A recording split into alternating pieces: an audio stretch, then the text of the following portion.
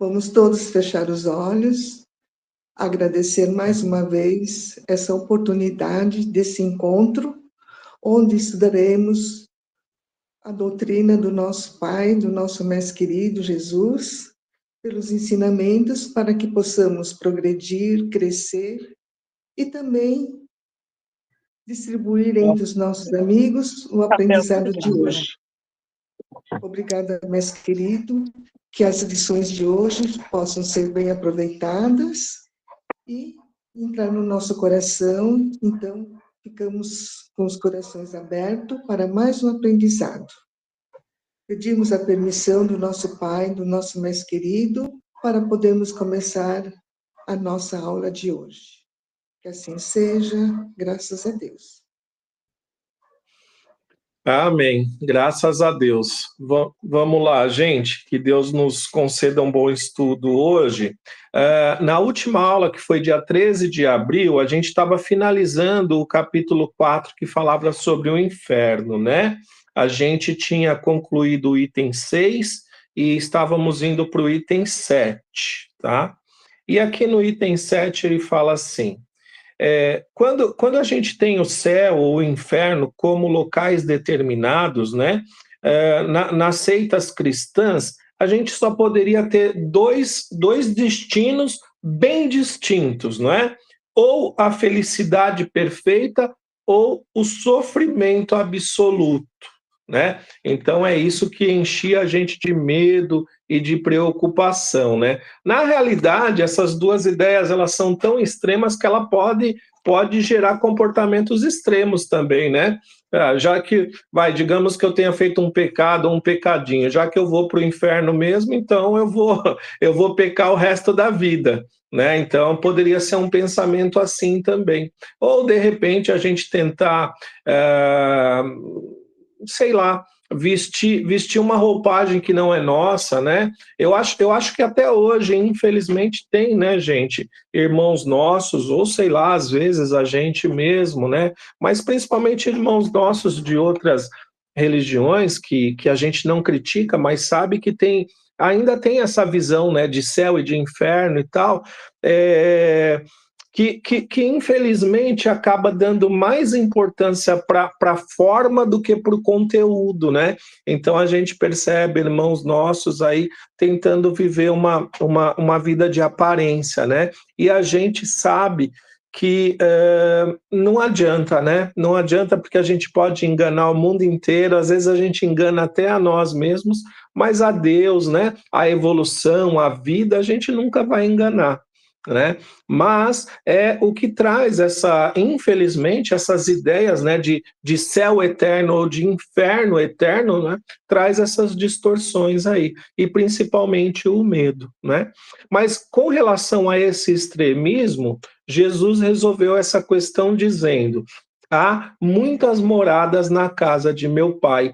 Então, né, segundo está no livro aqui, Jesus está elucidando para a gente que não existe só isso, né? Ou sofrimento eterno, ou felicidade eterna, né? Então, acho que essa parte aí está bem tranquila, bem compreendida, né? Graças a Deus, é mais uma amarra, uma ideia limitante que a gente se libertou, não é? Mais um véu que o Espiritismo retirou dos nossos olhos, para que a gente saiba que sempre há esperança, né? Que a gente a gente sempre tem possibilidade de se melhorar, não é? E não existe assim, pelo menos por enquanto, um céu definitivo nos esperando logo após essa encarnação, ou um inferno definitivo, né? Um sofrimento que nunca se acaba, graças a Deus, né? Porque, para ser muito sincero, como ninguém é perfeito, quem de nós iríamos direto para o céu depois dessa encarnação? Não é? Então, graças a Deus que também não é direto para o inferno e nem eternamente para o inferno, né? Tudo aquilo que a gente fez de bom ou de ruim vai ser somado, né, às nossas experiências e ao nosso crescimento. E tudo que a gente fez vai ser levado em consideração, né? A evolução, ela não se dá aos trancos, ela não se dá aos saltos, não é? A natureza não dá pulo, e a nossa evolução também não é? Então, que bom que é assim, que a gente descobriu que a gente tem várias possibilidades, né? E principalmente que depende basicamente ou praticamente 100% da gente, desse esforço que a gente está fazendo, né? Inclusive agora, num domingo de manhã, ouvindo e conhecendo um pouco mais, não é? Sobre a palavra de Deus e sobre os esclarecimentos que o Espiritismo traz para a nossa vida, não é? E as possibilidades que ele nos traz e clareia para nós de crescimento, não é? Então, tudo isso é muito legal, não é à toa que é o Consolador prometido, não é?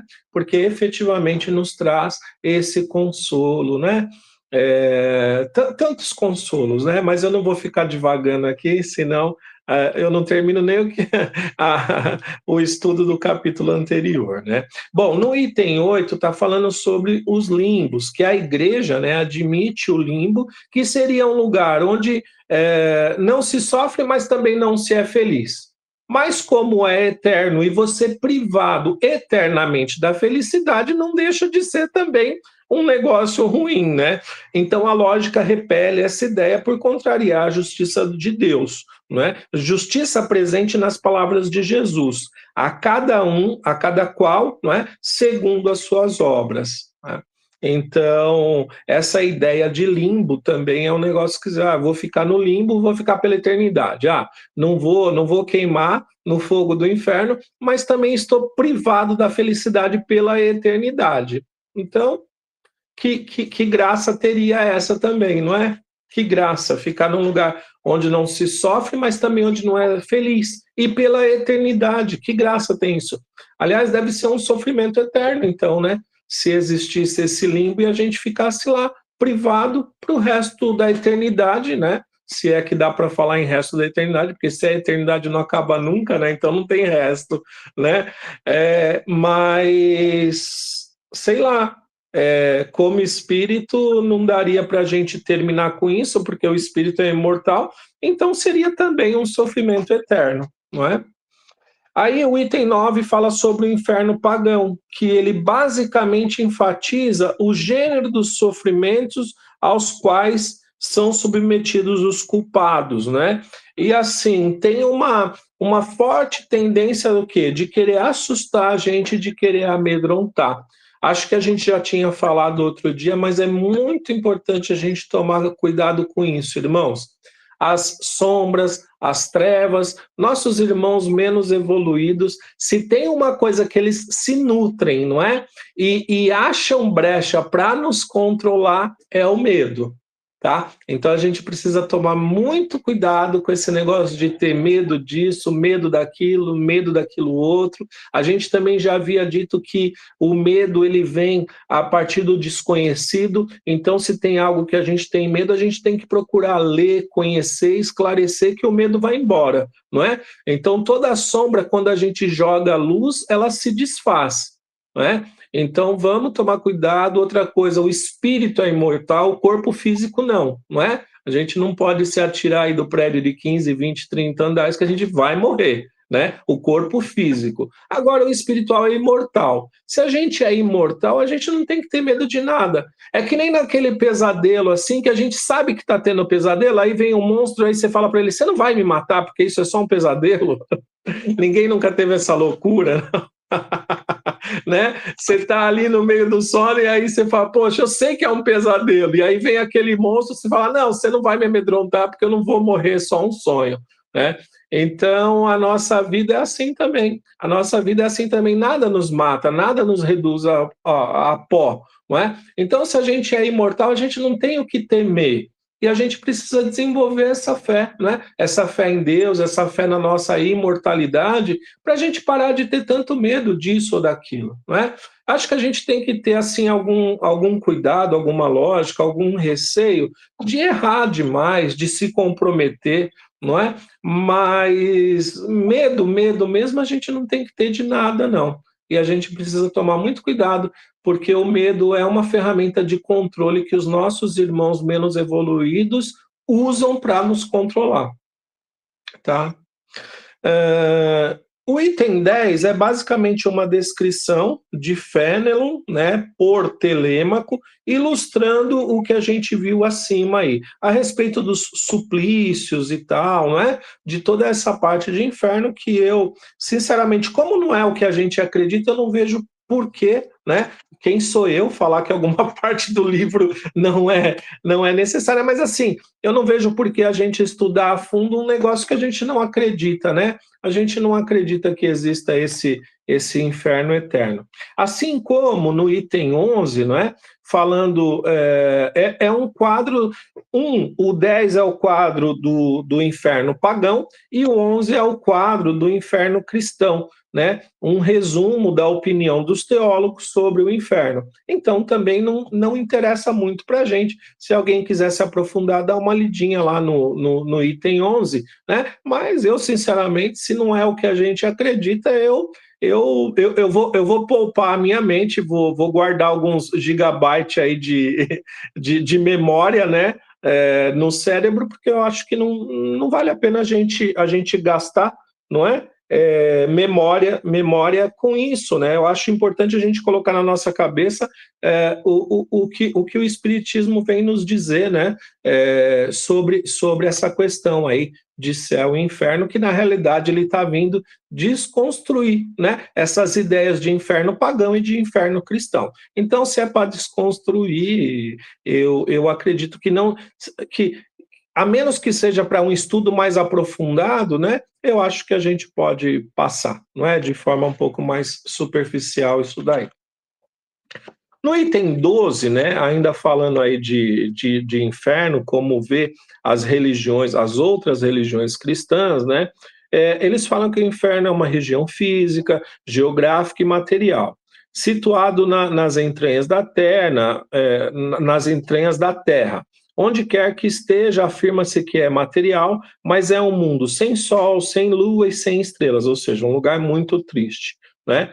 Um lugar triste, inóspito, né? E desprovido do bem.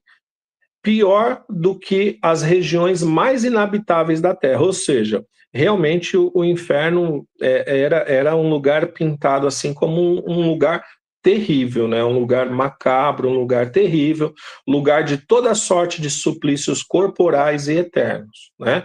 Inclusive conta aqui que Santa Teresinha, transportada em espírito, né? Ela viu com horror um terreno pantanoso e fétido, cheio de répteis monstruosos, não é? E que essa descrição nada mais parece do que aquele umbral, né? Aquele umbral bem grosso, aquele umbral bem pesado, né?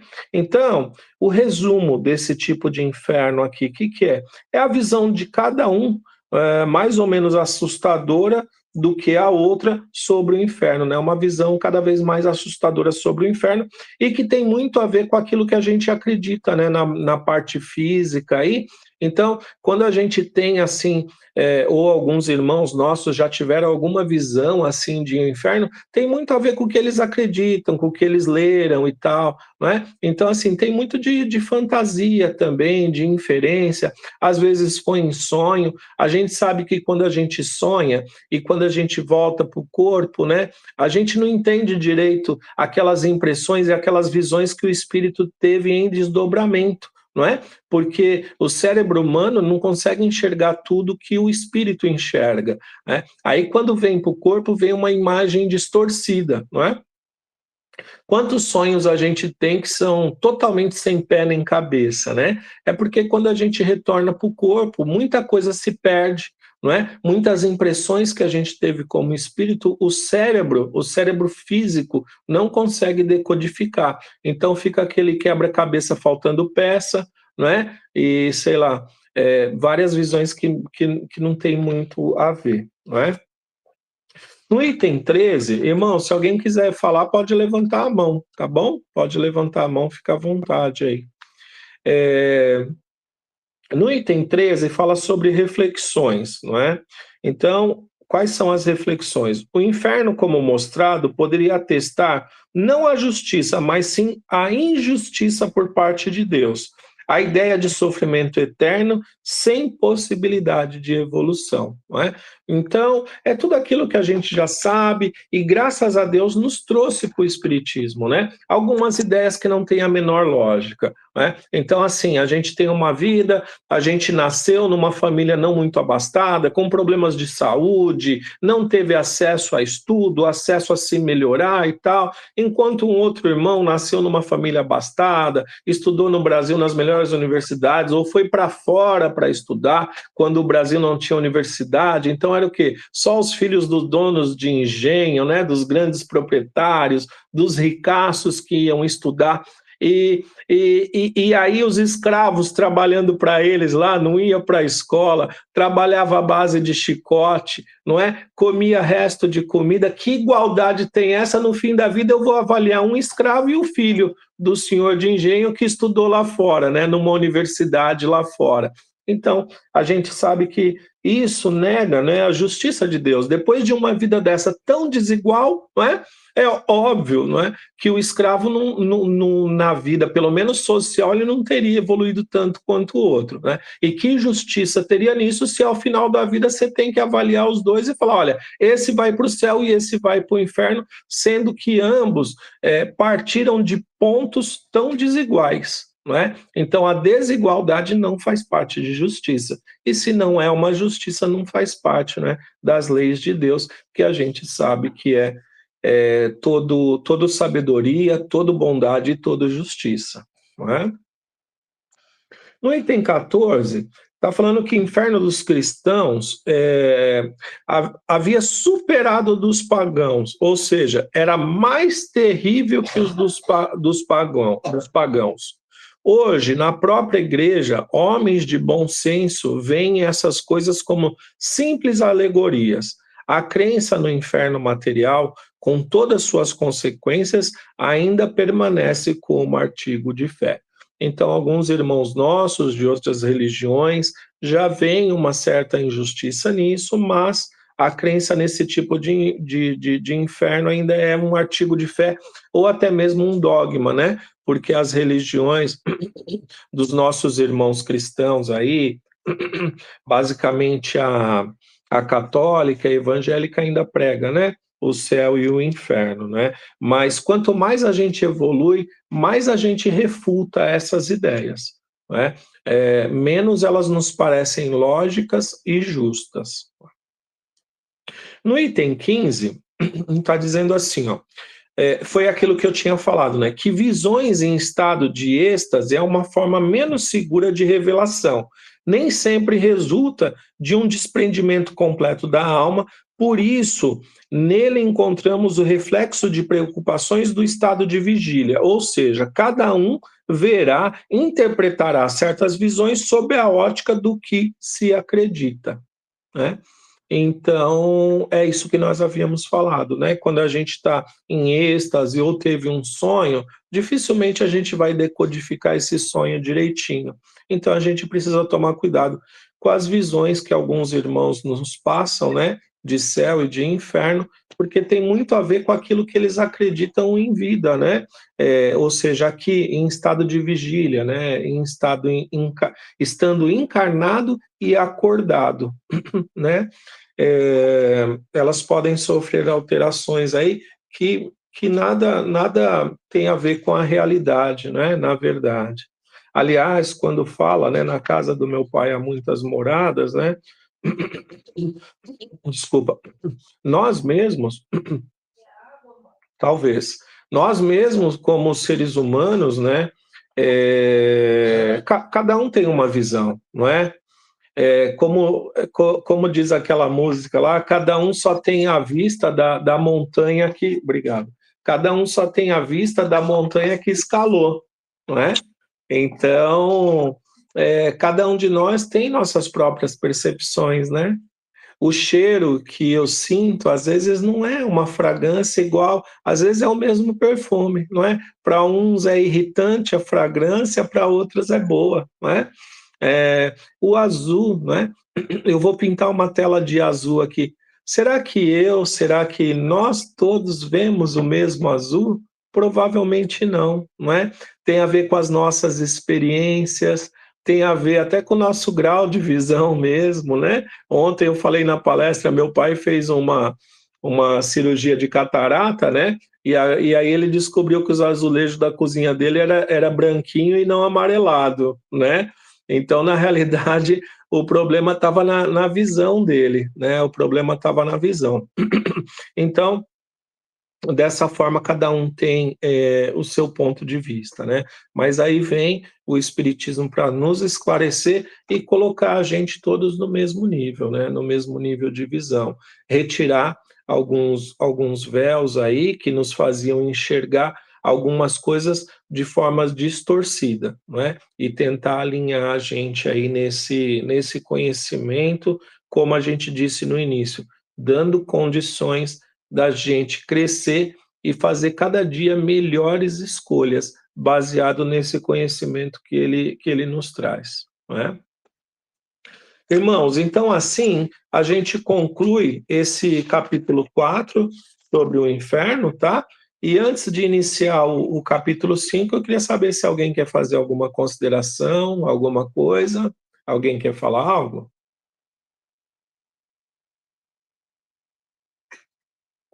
Um de cada vez.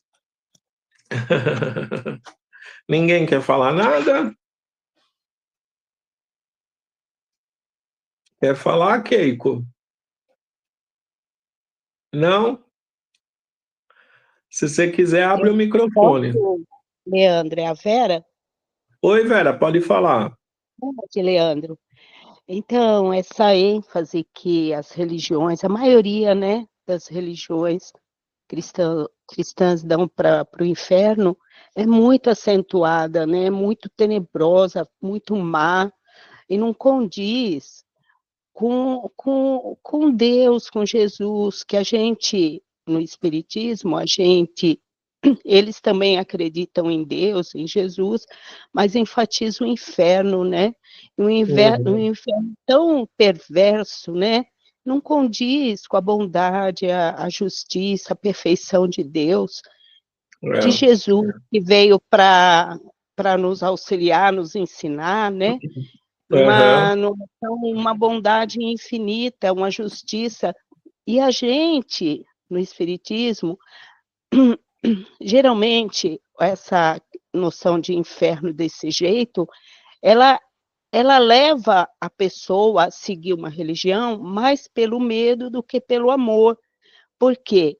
O Espiritismo, ao contrário, ele sabe da nossa imperfeição, mas acredita no nosso crescimento, na evolução, que afinal, todas as igrejas não dão por encerrada a vida aqui. Só que tem um entendimento diferente, que vai até ressuscitar de um túmulo ou tudo mais, né? Mas o Espiritismo nos dá essa noção do amor. E como pode a gente querer, por mais pequenininho, assim, cheio de defeitos que a gente possa ser, todo mundo tem potencial para crescer, para evoluir, para querer ser melhor, né? Às vezes pessoas tão difíceis, tão problemáticas, no fundo, queria ser uma pessoa melhor e às vezes não consegue ainda, né?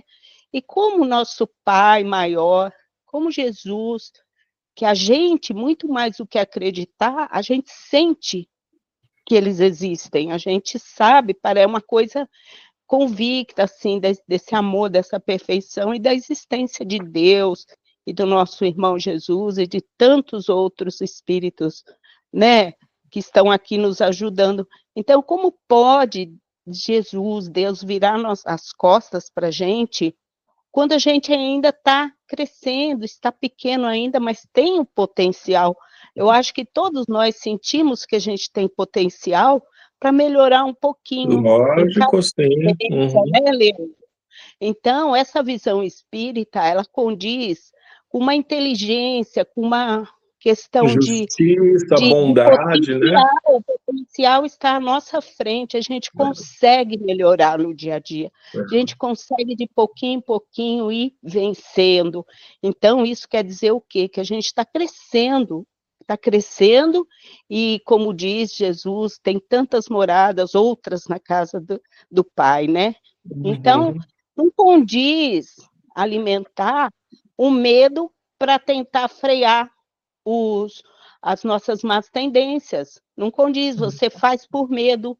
O espiritismo, às vezes, ele te valoriza, não o espiritismo, eu acredito que a construção do amor, do bem, de Deus, que ele quer da gente, ele valoriza sim. Se você dá um pão com amor, você tira aquele pedaço de pão da sua boca e dá com amor, isso tem um valor imenso para Deus, para a nossa evolução moral, né?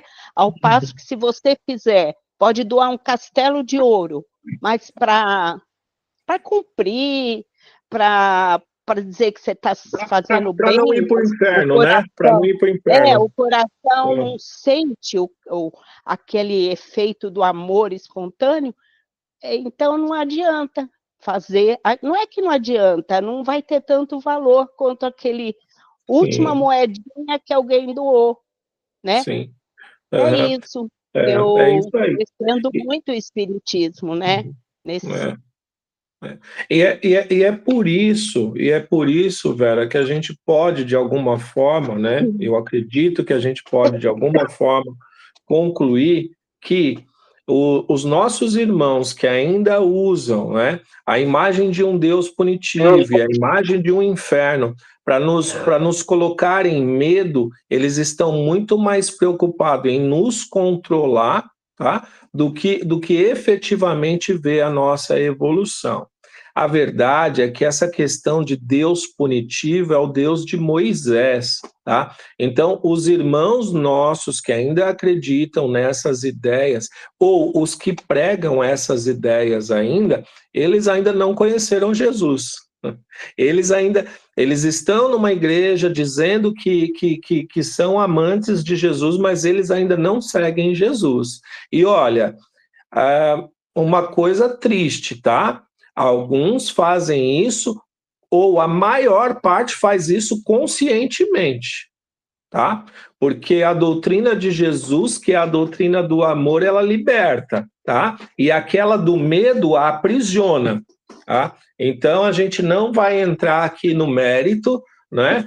Mas alguns irmãos não pregam o evangelho de Jesus e não é por falta de conhecimento, tá? É justamente porque pregar um Deus punitivo, um Deus vingativo, um Deus da época de Moisés é muito mais importante para os interesses deles, que normalmente, infelizmente, são financeiros, tá? Essa é uma verdade. Das igrejas que não são sérias, porque existem igrejas sérias, mas aquelas que não são sérias, elas pregam e não é por não saber a verdade, tá? Infelizmente, é mal intencionado mesmo. Infelizmente, né? Em algum tempo, muito passado, muito remoto, talvez o medo a essa, né, o que foi usado para domar aquela, não sei como diz, né, que era muito cheio de perversidade, de coisa, às vezes foi o Moisés, utilizou isso como uma forma de frear, mas agora, a gente usar isso até nos tempos de hoje, como você diz, tem muito conhecimento ajudando a gente, né? Tem muito, inclusive nas outras igrejas, mas eles enfatizam ainda esse Deus de Moisés, né? Que vence pelo medo. Aí a gente fica estagnado, o coração não amolece, o amor não brota, né? Então, não, mas é exatamente isso. É exatamente isso que a doutrina fala sobre as três revelações: Moisés, Jesus e o Espiritismo, tá? Na época de Moisés, eles usavam o medo para isso mesmo, como um sistema de controle. Mas depois disso já veio Jesus e agora é o Espiritismo, não é?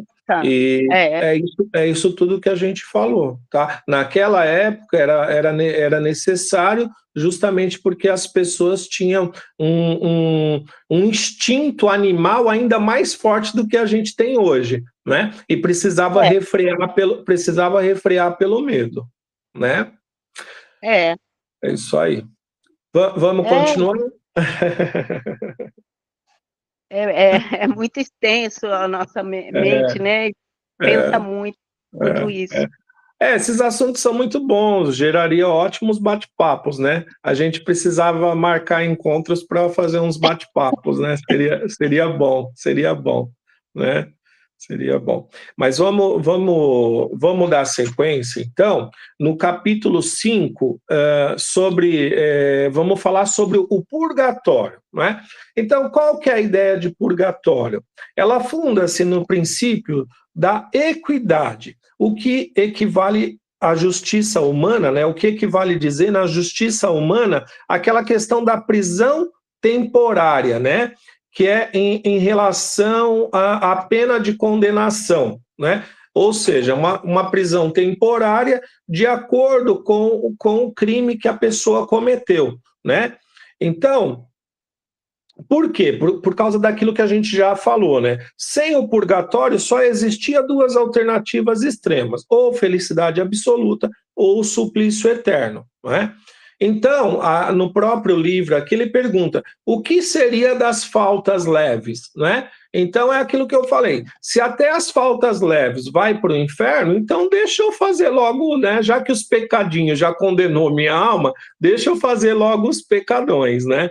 Então, veio essa ideia de purgatório, acho que só lá pelo ano de 600 depois de Cristo, né, que a igreja instituiu a ideia de purgatório, né, para dizer que seria tipo como tem na lei humana, né, uma ideia de prisão preventiva. Então o espírito fica ali naquela região de purgatório só até purgar aqueles, entre aspas, pecadinhos que ele teve, não é? E depois ter a possibilidade, de repente, de ir para o céu, não é? Mas, de qualquer forma, seria só um ponto intermediário ali, né, entre o céu e o inferno. Então, ao invés de ter só duas opções, teria uma terceira opção, que seria o purgatório, né? Porém, no purgatório, as almas ainda se queimam, mas de maneiras menos intensas, ou seja, tem chamas também, mas não são tão altas, né? Não vai queimar, mas não vai queimar muito. E a saída desse purgatório, uma coisa interessante, é que ela não prevê a conduta através do próprio, a conquista, desculpa, irmão, a conquista, né, da saída desse purgatório através do próprio adiantamento das almas, né? Então, a saída do purgatório não depende, não é, de uma conquista pessoal, de uma conquista da própria alma, mas sim por preces que se fazem ou se mandam fazer em sua intenção. Então, uma vez a alma indo para o purgatório, tem mais essa também, ela vai purgar e não depende basicamente dela sair de lá, e sim por preces que fazem por essa alma ou que se mandam fazer. Olha só, né, a brecha que vai abrindo aí. Você poder pagar para fazer prece para um espírito sair do purgatório. Olha a brecha que está abrindo, né? Então, a ideia inicial pode ter sido boa, mas as consequências não foram boas em razão dos abusos. Em virtude das preces pagas, o purgatório se transformou numa mina mais produtiva que o inferno. Ou seja, né, como a gente vê aqui no mundo, aqui na Terra também, infelizmente, né, a venda de sentenças, né? Então, é como se você estivesse vendendo uma sentença. Você vai lá pro sacerdote, né, e compra algumas preces e tal, para o seu ente querido sair do purgatório, né? Então, na realidade, o purgatório, segundo o nosso livro aqui, se transformou numa mina, né? Se é mina, é questão de dinheiro, é questão de recursos, né? Mais produtiva que o inferno, né? Então, foi entre aspas, uma invenção bem bacana da igreja que surtiu muito resultado financeiro, né? Muita gente comprando preces para que o espírito saísse dali. E aí, de novo, né, contraria a nossa lógica, né, que diz que todo o crescimento do espírito é conquista e, portanto, um mérito dele, não é? Infelizmente, até hoje, até pouco tempo, e ainda hoje, né, se vende. Tem irmãos nossos que aparecem aí querendo vender um pedacinho do céu, né? Como se o céu pudesse ser loteado, né? Infelizmente, também tem irmãos nossos que ainda acreditam e pagam, né? E pagam por isso. No item 3, fala assim, ó, o lugar do purgatório nunca foi determinado nem claramente definida a natureza das penas que neles são impostas. Só a nova revelação poderia preencher essa lacuna, pelo princípio da pluralidade das existências. Então, aqui ele começa a falar da visão espírita sobre o purgatório, né? E só a pluralidade das existências pode explicar algumas diferenças, não é? E alguns sofrimentos maiores ou menores para cada um de nós, não é? Nossa, Leandro, e posso aí, oi, acrescentar? Desculpa, pode? eu estou com mãozinha, eu queria acrescentar só. Ah, é que É, eu não vi, desculpa.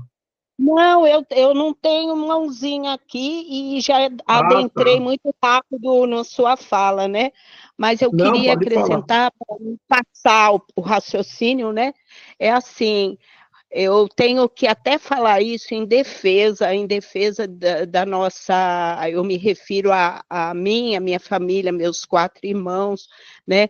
Eu fui criada na Igreja Católica, né? Como era mais a religião predominante aqui, tudo. E mesmo na religião católica, eu gosto sempre de falar que nós tínhamos lá no meu Rio de Janeiro, lá a Zona Norte, finzão do mundo, a gente tinha um padre, um frei, que eu fiz minha pré-infância era um frei, Frei José. Era boníssima pessoa, e tudo que eu trouxe da minha construção, né, moral, veio daquela época, mas Aham, assim, o meu bom e velho catecismo da época, tudo, mas assim, talvez existisse essa questão já do inferno, mas a gente não teve essa ênfase. Mesmo na minha casa, meus pais, a gente conseguia tirar, extrair daquilo tudo, não éramos fanáticos religiosos, nada, mas o uhum, evangelho que Jesus trazia, a igreja, era sempre o catecismo, era sempre plantando o bem, o amor. A gente conseguiu extrair isso, entendeu? aham, aham, Infelizmente, a gente sabe que não é só isso, mas eu não sei, talvez uma construção da família juntamente com a igreja, e a gente nunca conseguiu ver um Jesus, um Deus, dessa coisa de colocar a gente no fogo do inferno e deixar lá. Não que a igreja talvez já pregasse isso, ou o padre, ou na minha época era já mais evoluído aham. e pregava de uma forma amorosa, né? Então, é lógico, depois com o passar da vida, eu acredito sim que o nosso espírito evolui, que a gente reencarna, eu tenho isso, então a gente vai mudando, né? Aquelas coisas tradicionais de cada igreja, mas eu tenho que defender, assim, muita coisa. Nós aprendemos, os 10 mandamentos foram muito Aham. enfatizados na época, né? Então, é isso. A gente sabe que não é É. assim tudo, mas eu também sou grata e aprendi muita coisa boa na minha infância, né? Na primeira até os 10, 12 anos. Uhum. Depois a gente Não, vai mudando, vai estudando outras coisas e evoluindo o que a uhum. gente se sente mais, que condiz mais com a nossa mente, né? Com a nossa Sim. visão. É Não, isso, Leandro. Eu me sentia com não, vontade de falar nesse sentido. Eu acho que muita gente não, entre nós, como você aham. mesmo, né? Quanta coisa você aprendeu e trouxe só pelo teu jeito de falar, de ensinar a gente aqui, a gente vê que você já tem uma experiência que vem de outros tempos e que você emprega dessa forma tão maravilhosa e evoluída, que eu acho, não estou desprezando nenhuma religião, mas eu acho que o espiritismo é. Então era isso, Leandro. Não, então, eu só faço um comentário aí, que eu acho que mais do que defesa, né, o que você fez foi um esclarecimento, né? Porque a gente de maneira nenhuma, a gente quer desmerecer as outras religiões. Esses itens específicos aqui, a gente percebe que os nossos outros irmãos cristãos, eles não têm essa visão. E não é à toa que nós estamos aqui e não lá, não é? Agora, existem igrejas pregando esse Deus de Moisés e provavelmente muitos irmãos nossos ainda precisam ser refreados, sim. Você entendeu? Então, assim, cada um está no lugar aonde se sente mais confortável, não é? Se aquele irmão está precisando que a mensagem seja dita daquela forma, tudo bem. Quantos irmãos dentro das igrejas evangélicas, né? Aquelas, como eu disse, aquelas mais sérias, às vezes as menos sérias também, porque não interessa se o pastor está acreditando no que ele está falando ou não. Ele está falando ali de Deus e de Jesus, e se a pessoa que recebe de forma sincera, e aquilo traz uma modificação para ela, é o que interessa. Quantos irmãos na igreja católica ou evangélica deixam as drogas, deixam o álcool, volta para a família, você entendeu? Então, pelo amor de Deus, óbvio que a gente reconhece isso daí. Eu também venho de família católica, não é? Depois de adulto, estive por 2 anos na igreja evangélica e trago muitas coisas boas das duas. E que bom que o meio que você estava inserida, eles não pegaram tão forte nessa questão de castigo, de inferno e de medo. Que bom que foi levado para o lado do amor, não é? Que bom que foi levado. Porém, ainda assim você quis algo mais, né? Tanto é que você está aqui no Espiritismo, não é? Porque a tua alma, o teu espírito, o teu intelecto desejava algo mais. Como diz na evolução mais futura, tudo vai se unir. Tem lá, como fala, um só pastor. Tem lá o dizer que fala da união, tudo vai caminhar para um só Deus. Tem as palavras que eu não lembro. A gente leu alguma coisa aqui, né? Que no futuro, né? A religião é o amor, é a fraternidade, né?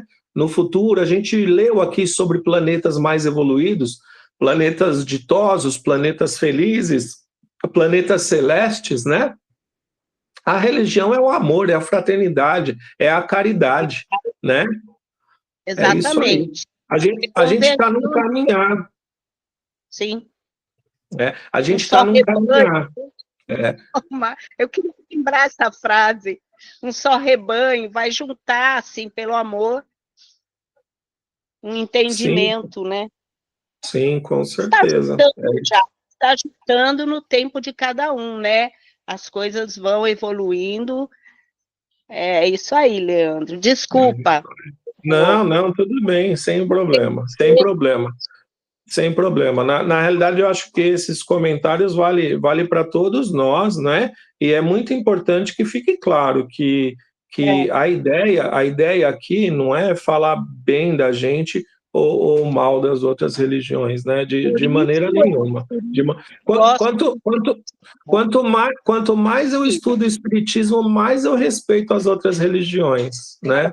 É um diferencial incrível. Uma vez a Marta falou numa das suas aulas, dessas que a gente está fazendo, e ela falou exatamente isso. E eu concordei plenamente com ela, e é isso. A gente tem que... É isso, Leandro. É isso aí. Legal. Irmãos, aqui no item 3 ainda, né, ele já começa a dar uma ideia do que o Espiritismo fala sobre o purgatório, né? Então, o que ele vem esclarecer novamente para a gente? As nossas misérias são resultantes das nossas imperfeições, né? Se a gente não tivesse nossas faltas, a gente não teria os sofrimentos, não é? A infelicidade, na maioria das vezes, na grande maioria das vezes, é resultado das nossas próprias ações, que, como imperfeitos somos, são ações imperfeitas e geram sofrimento, não é? A gente é imperfeito mesmo antes de vir para a Terra, né? Por isso, aqui, a gente expia, a gente faz a expiação tanto das faltas atuais quanto de faltas anteriores. Às vezes a gente fala, meu Deus do céu, eu estou procurando ser tão certinho, tão bonitinho, eu pago minhas contas, eu estou respeitando as pessoas, por que eu estou passando por isso, né? Então, a doutrina vem esclarecer, a gente já sabia, mas está aqui no item, a gente vai estudar de novo, né? São causas, né? São expiações que estão vinculadas a vidas passadas, não é? Então, assim, tudo aquilo que a gente plantou, a gente vai colher até o último frutinho, né? Tanto de bom quanto de ruim, né? E hoje, na nossa vida, a gente está expiando tanto faltas atuais quanto faltas anteriores. Então, as vicissitudes são, ao mesmo tempo, expiações e advertências quanto às imperfeições que devemos nos livrar para o nosso próprio progresso no bem, não é? Então, todas as aflições e as vicissitudes, além de expiações, elas são advertências, não é? Para aquelas imperfeições que a gente deve corrigir dentro da gente, né? Então, se a gente reparar no tipo de expiação que a gente está passando, e é aquilo que a gente fala, pergunta para Deus, né? O que Ele quer ensinar para a gente com isso. Se a gente for na raiz das nossas expiações, a gente vai ter uma noção do que elas estão querendo trazer de aprendizado para a gente, não é? Se há algum tipo de escassez, provavelmente é porque a gente abusou de alguma riqueza no passado, não é? Se há algum tipo de humilhação, talvez a gente tenha sido muito orgulhoso na vida passada. E a gente fala talvez porque na realidade não existe nenhuma matemática exata nisso, não é uma matemática, né? É uma questão de evolução, é uma questão de sentir, é uma questão de dívida, mas também de merecimentos. Então, como diz na justiça, a gente tem agravantes e atenuantes, né, na nossa vida. Então, a vida de cada um é um particular. Não dá para a gente dizer, você está passando por isso? Então é isso. Você está passando por aquilo? Então é aquilo, né? É uma coisa muito... Uma pessoa, uma sensitiva, uma vez na internet, falou que se a pessoa nasce anã, é porque ela pulou de um prédio e as pernas dela encurtou na hora que ela bateu no chão, aí na outra vida nasceu anã. Olha que absurdo, né? Então, assim, a gente tem que correr desses absurdos, porque não é bem assim, né? Tem a misericórdia de Deus, tem os nossos merecimentos, não é? E a relação, muitas vezes, não é tão direta assim com o que a gente passou na vida passada. A relação tem muito mais a ver com o que a gente tem que aprender com aquilo, não é, que a gente está passando. E é óbvio, se a gente quer colher maçã, como a gente falou já milhões de vezes, tem que plantar maçã, né? Não dá para plantar espinho e querer colher morango, não é? Não tem como. Os espinhozinhos que a gente plantou lá no passado, eles vão reaparecer aí na nossa vida, né? Então, a gente tem que saber enfrentar nossas provas, que é o que o Evangelho fala para a gente sobre o bem sofrer, não é? Aí no item 4, ele diz assim que cada existência é para a alma a oportunidade de adiantamento.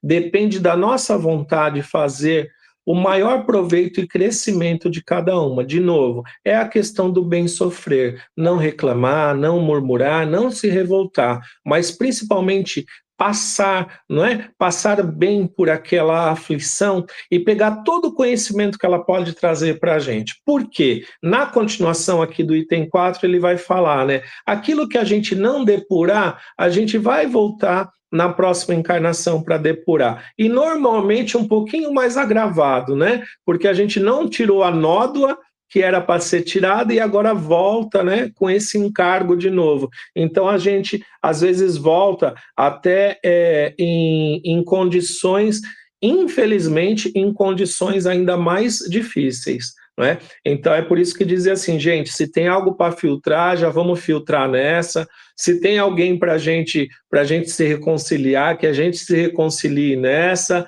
não é?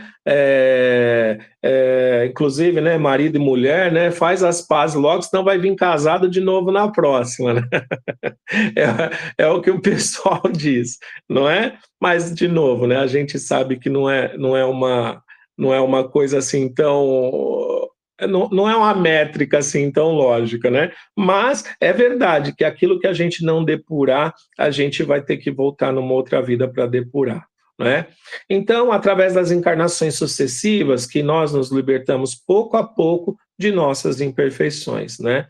Nos liberando do planeta de expiação e indo para mundos mais felizes, não é? Para depois gozar da felicidade suprema, que é o que a gente tanto quer. Através das várias encarnações, a gente ir se depurando para merecer viver em lugares mais felizes, não é? Se a gente ainda está aqui no planeta Terra, é que a nossa energia ainda tem muito mais a ver com o planeta Terra do que com mundos mais felizes, né? E é para isso que a gente deve trabalhar, e isso deve incentivar as nossas forças para buscar, né, um crescimento maior. Aí, só para finalizar esse item 4 aqui, o purgatório não é, portanto, uma ideia vaga e incerta, é uma realidade material que vemos, tocamos e sofremos. Ele se encontra no mundo de expiação e a Terra é um deles. Então, assim, a gente pode concluir que o purgatório é aqui na Terra mesmo. É aqui que a gente está purgando, não é? Os nossos defeitos, os nossos vícios, para que a gente possa almejar um mundo melhor e uma vida melhor, não é? A gente expia na Terra o nosso passado e o nosso presente, não é? Em benefício do nosso futuro. Dele saímos pelo nosso próprio mérito, conforme as palavras de Jesus que nós já havíamos dito, né? A cada um segundo suas obras. A cada um segundo suas obras. Segundo o livro, e eu acredito também, essas palavras resumem toda a justiça de Deus, a cada um conforme suas obras. Irmãos, na próxima aula a gente começa no item 5, então, certo? E tem 3 minutinhos aí, se alguém quiser falar alguma coisa, é bem-vindo, e aí depois a gente faz a nossa prece, irmãos. Alguém quer falar alguma coisa? Eu gostaria de dar uma pequena contribuição. Por favor, Carlos. Primeiramente, obrigado, Leandro, você conduziu muito bem, gostei de tudo que você falou, de tudo que foi dito, né? É bom ter amigos, obrigado.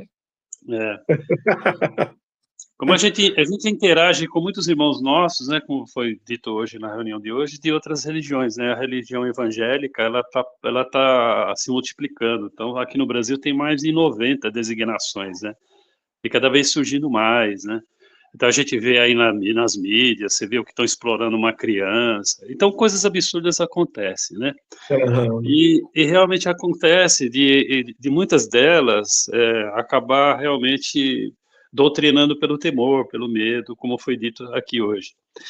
É sempre importante, toda oportunidade que a gente puder para falar, já que aí o Espiritismo é uma religião de muito bom senso, ela é filosófica, né, de a gente lembrar de que céu e inferno não é espaço geográfico, é uma condição de alma, né, uma condição de consciência, né, a depender do que você traz dentro de você mesmo, você já está no seu céu ou está no seu inferno, né?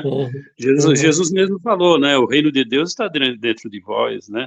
Então cabe a cada um construir esse céu interior, né? E aí eu sempre estou repetindo uma frase, né? A gente tem que estar muito bem confortável dentro de si mesmo, né? E para estar nesse céu nesse céu interior, nesse templo interno, é uma construção pessoal, né? Então, quanto mais a gente puder divulgar essas ideias, a gente vai neutralizando essa doutrinação pelo medo, né, pelo terror, pela coação, que é o que acontece, né? e a gente vai libertando essas pessoas do medo, como você também muito bem pontuou, né, na sua fala, de que o medo ainda é uma ferramenta de coação, né. Então era só isso, era só essa a minha contribuição. Obrigado, viu?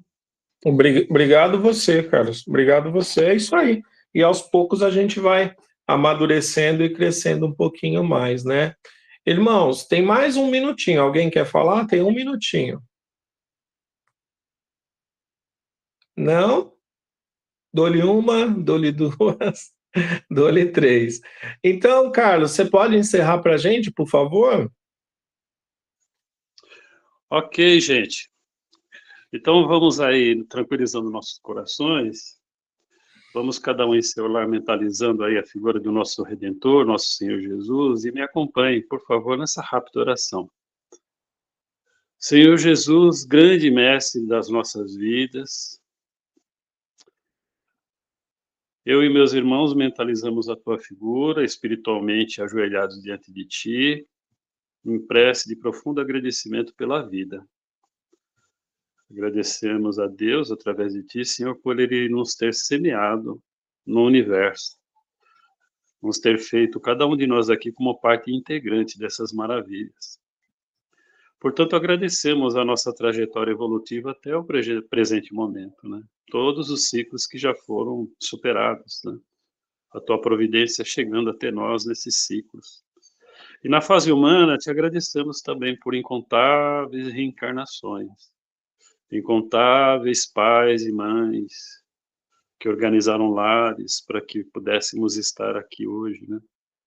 Nossa gratidão a todos eles, a todos os mentores, a todas as experiências dolorosas, gratificantes que tivemos, que foram compondo a nossa personalidade, o nosso caráter.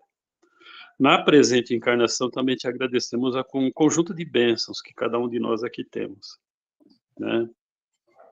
Nosso corpo físico, essa ferramenta maravilhosa, nosso planeta maravilhoso que esperamos herdar por conta desse comportamento ético que procuramos manter.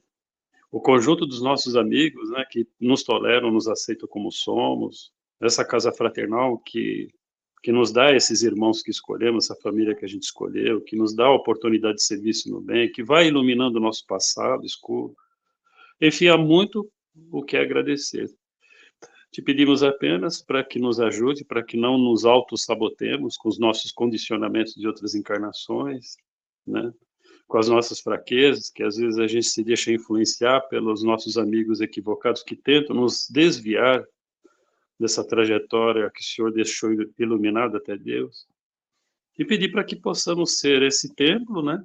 Esse céu, estabelecer esse céu interno, ajudar para que outros irmãos também construam esse céu interior e que possamos ser multiplicadores das tuas lições, que tanto que salvaram a nossa existência e que possa também salvar muitas outras existências. E que assim seja, mestre querido. Graças a Deus. Amém, que assim seja. Irmão, eu queria dizer que a palestra de ontem, sem querer puxar a brasa para minha sardinha, a palestra de ontem foi legal e fala um pouco do que a gente conversou hoje. Quem puder assistir, vai ser legal, tá? Obrigado pelos vossos ouvidos e até o próximo estudo e um excelente domingo para todos, viu? Até mais. Até mais. Bom dia. Tchau. Bom domingo, pessoal. Tchau.